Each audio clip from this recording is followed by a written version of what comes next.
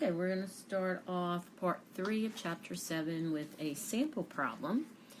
So Sam's job at an amusement park is to slow down and bring to a stop the boats in a log ride.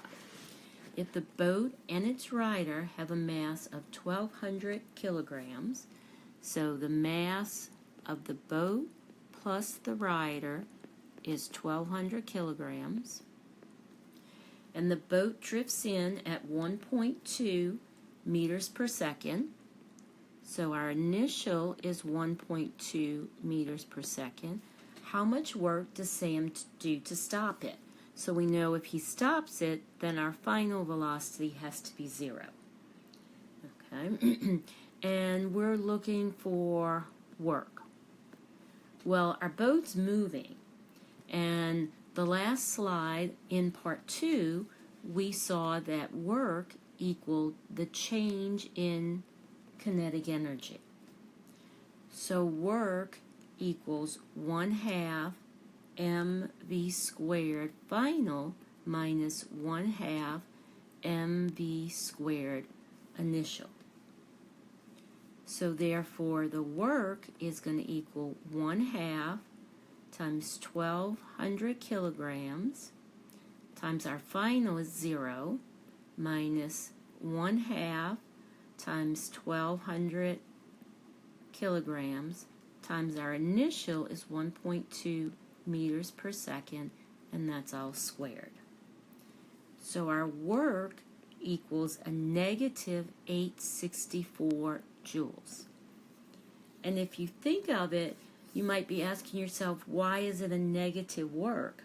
Well, the reason it's negative because the force Sam exerts on the boat must be opposite to the direction of motion of the boat to slow it down. So you would expect a negative work. Now, when you look at the physics definition of work, it's very precise. Work occurs when the product of the force and the distance is not 0. So you throw a ball, you're actually doing work on the ball. Kinetic energy is increased because you're applying a force through a distance. If you hold a suitcase above your head for 30 minutes, it might seem like you're doing work, but you're not doing work, okay? Because the kinetic energy didn't change. Now, if your force is applied in a direction perpendicular to motion, the velocity changes, but the speed doesn't. Therefore, your kinetic energy doesn't change, because remember, kinetic energy is based upon speed. So if I look at this picture on the right, it's actually taking them no work to hold those cheerleaders in the air, even though they might think it does. Okay. So if we go back to the definition of work, it's going to take that into account by saying only the force that acts along the direction of motion can do work. Now, sometimes you might see a force that's not parallel or perpendicular to the displacement. Because force is a vector, we can break it into its two components, one that's parallel and one that's perpendicular.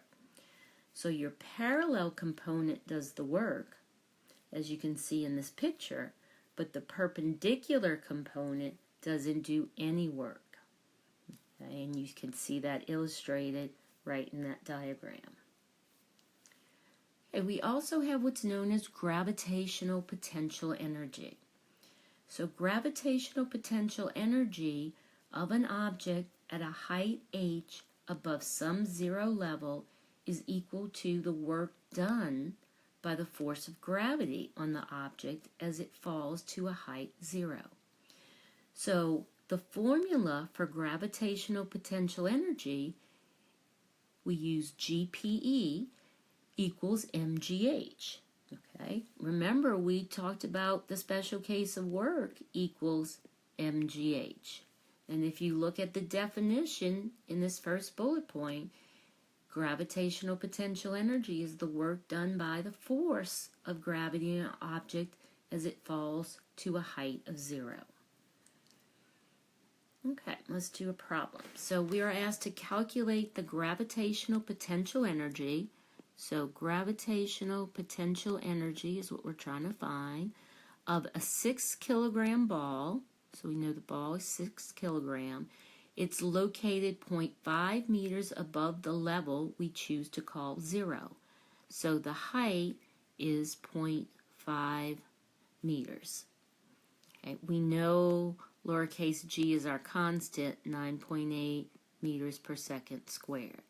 So we know gravitational potential energy equals mgh. So we have 6 kilograms times 9.8 meters per second squared times h, which is 0.5 meters. So our gravitational potential energy is 29.4 joules. Now the amount of gravitational potential energy an object has is a relative quantity. Okay, it depends on how you define the height. So you could choose a 0 level to be at different locations. You will have to read the problem and see where they've taken their 0 location to be.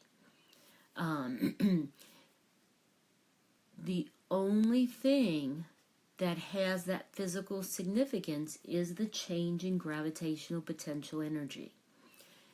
If a ball gains 20 joules of kinetic energy as it falls, it has to lose 20 joules of gravitational potential energy. Okay, so whatever I lose in one type of energy, I have to gain in the other type of energy. Okay, this ends part 3 of chapter 7.